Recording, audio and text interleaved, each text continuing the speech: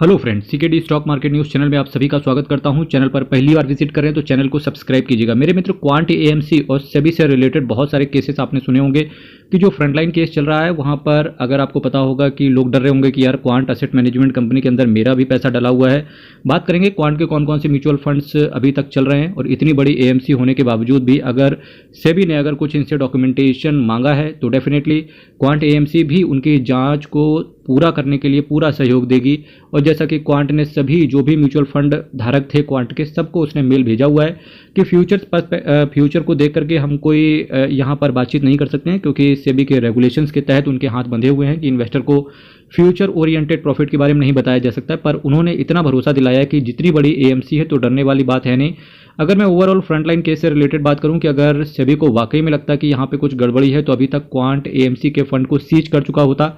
ऐसा कुछ हुआ नहीं है और रेडर भी ताबड़तोड़ तरीके से क्वांट एसेट मैनेजमेंट कंपनी बना करके दे रहा है। एज सच अगर बात करेंगे तो कोई डरने वाली बात नहीं। फिर भी किसी भी म्यूचुअल फंड में इन्वेस्ट करने से पहले एक बार फाइनेंशियल एडवाइजर से जरूर पूछ लेना, क्योंकि मेरे कहने ना कहने से कुछ नहीं होने वाला, क्योंकि अल्टीमेटली पैसा आपका है और अगर फाइनेंशियल स्टेबिलिटी बिगड़ेगी तो वो भी आपकी। भले ये सुनने में आपको हार्श लग रहा हो पर भाई ट्रुथ तो यही है। इसीलिए बोलते हैं इक्विटी मार्केट के अंदर कब क्या हो जाएगा किसी को नहीं पता। रिस्क इसी वजह से बोलते हैं कि बहुत हाई रहता है। जो भी मेरा यहाँ पर रेगुलर सब्सक्राइबर है या रेगुलर वीडियो देख रहा है तो उसे ये पता चल रहा होगा कि जब भी मैं रिस्क की बात करता हूँ और इस तरीके की जब भी चीज़ें किसी भी एएमसी या किसी भी शेयर से रिलेटेड निकल के सामने आती हैं, अडानी से रिलेटेड जो भी आपको सामने देखने को मिलता है, अडानी और हिंडनबर्ग का जो भी केस आया था, यही एक रिस्क होता है जो कि हर शेयर होल्डर के पास में एक इन्वॉल्व रहता है।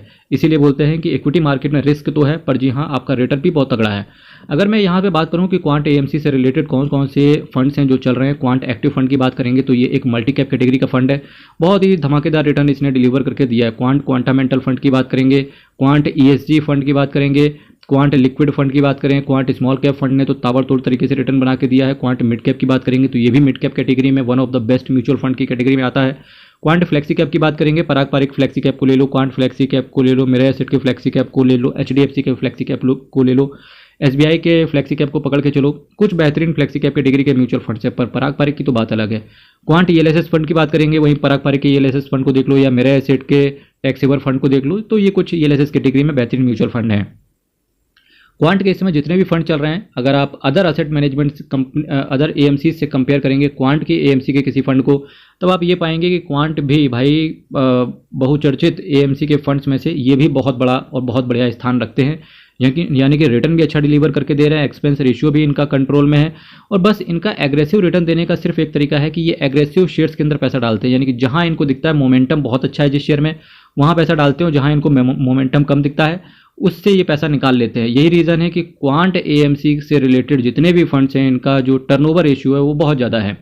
Quant multi asset allocation fund की बात करेंगे तो बेहतरीन है। क्वांट फोकस्ड फंड भी कुछ बेहतरीन से म्यूचुअल फंड्स की कैटेगरी में से एक है। वहीं पर अगर मैं अब आपके सामने quant large and mid cap fund की बात करेंगे तो मेरा asset large and mid cap हो गया, मोतीलाल ओसवाल का लार्ज एंड मिड कैप हो गया, ये कुछ बेहतरीन से म्यूचुअल फंड है। क्वांट एब्सोल्यूट फंड की बात करेंगे, कुछ बेहतरीन से म्यूचुअल फंड है। क्वांट एक्टिव फंड आईडीसीडब्ल्यू वाले प्लान, जनरली आप कोशिश करें कि जो आईडीसीडब्ल्यू वाले प्लान होते हैं उनसे दूरी बना के रखें, क्योंकि आईडीसीडब्ल्यू वाले प्लान में कुछ अलग से नहीं दिया होता है आपके लिए। सिंपल है, अलग से डिविडेंड आपके बैंक अकाउंट में क्रेडिट होता है। 5,000 रुपये से अगर आपको ज़्यादा डिविडेंड मिल गया तो वो भी टैक्सेबल हो जाएगा और कोई फायदा नहीं है। आप डिविडेंड आपके बैंक में आ गया तो आप उसे उठा के खाई जाएंगे, यानी कि आप उसे खत्म कर दोगे। री इन्वेस्टमेंट के चांस बहुत कम है। वहीं जहाँ आपका डायरेक्ट प्लान होता है उसमें क्या होता है, सिंपल सी बात है, क्या होता है डिविडेंड आपको वहाँ पर भी मिलता है पर वो आपके बैंक में ना आके कि आपके ही यूनिट्स के अंदर जोड़ दिया जाता है, उसको आपको पता भी नहीं चलता। इसीलिए बोलते हैं कि जो डायरेक्ट प्लान होता है और जो आपका ओपन एंड प्लान होता है, ठीक है, वहाँ पर आपको रिटर्न रेगुलर प्लान और आईडीसीडब्ल्यू वाले प्लान से ज़्यादा देखने को मिलता है। क्वांट इंफ्रास्ट्रक्चर फंड की बात करेंगे तो इंफ्रास्ट्रक्चर की कैटेगरी में ये भी कुछ बेहतरीन म्यूचुअल फंड्स की कैटेगरी में आता है। इसके साथ साथ बाकी सब सेम है, रिपीट करेंगे आईडीसीडब्ल्यू वाले प्लान। जितना भी म्यूचुअल फंड है सभी म्यूचुअल फंड के रेगुलर प्लान आते हैं, सभी म्यूचुअल फंड के आईडीसीडब्ल्यू वाले प्लान आते हैं। आप कोशिश करें आईडीसीडब्ल्यू वाले प्लान या रेगुलर प्लान को अवॉइड करके चलेंगे तो इससे जो अननेसेसरी आपका जो एक्सपेंस रेशियो जाता है वो भी बचेगा और कहीं ना कहीं आप ये भी पाएंगे कि रिटर्न भी आपको अच्छे से देखने को मिलता है।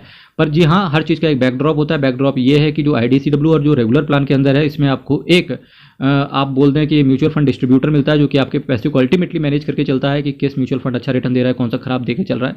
ये चीज़ आपको डायरेक्ट प्लान में देखने को नहीं मिलती, क्योंकि डायरेक्ट प्लान में सिंपल सी एक बात होती है कि आपको अपना पैसा खुद से मैनेज करना होता है, जो कि थोड़ा सा टिपिकल रहता है। और मेरा ये भी मानना है कि आज की डेट पर भारत देश के अंदर अभी इतना ज़्यादा तो जागरूकता नहीं है, पर हर बंदे के पास जो भी सैलरी कमा रहा है 8-10 हज़ार रुपये की महंगी गाड़ी पूंजी लगा रहा है, एक फाइनेंशियल एडवाइजर आप जरूर साथ में लेकर के चलें। मेरे भाई चैनल को सब्सक्राइब कीजिएगा। इनकम टैक्स फाइलिंग का सीजन चल रहा है और मैं आपसे ये भी कहना चाहूँगा कि अगर आप ये इनकम टैक्स फाइलिंग से रिलेटेड कुछ भी फाइलिंग अगर आपके पास है, जैसे कि शेयर मार्केट में आपने लॉस किया हो, म्यूचुअल फंड को सेल करते समय अगर आपने लॉस किया हो, बिटकॉइन से रिलेटेड अगर आपने लॉस किया है, जिसे आप बोलते हो VDA वर्चुअल डिजिटल एसेट, उन सभी की फाइलिंग आपको करवानी चाहिए, क्योंकि लॉस भी 8 साल तक आप कैरी फॉरवर्ड कर सकते हो, उसका भी बेनिफिट मिलता है।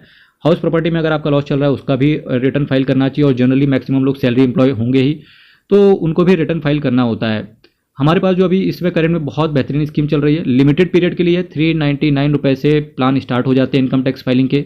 अधिक जानकारी के लिए आप दिए गए व्हाट्सएप नंबर पर कॉल करना, चैनल को सब्सक्राइब करना, और बहुत मोटिवेशन मिलता है इससे। हंसते रहिए, खिलखिलाते रहिए, अपने पैसे को बहुत अच्छे से मैनेज कीजिए। किसी भी म्यूचुअल फंड से रिलेटेड डाउट हो तो यहाँ पर कमेंट कीजिएगा। हर हर महादेव, अयप्पा शरणम, हरि शरणम। बहुत बहुत धन्यवाद।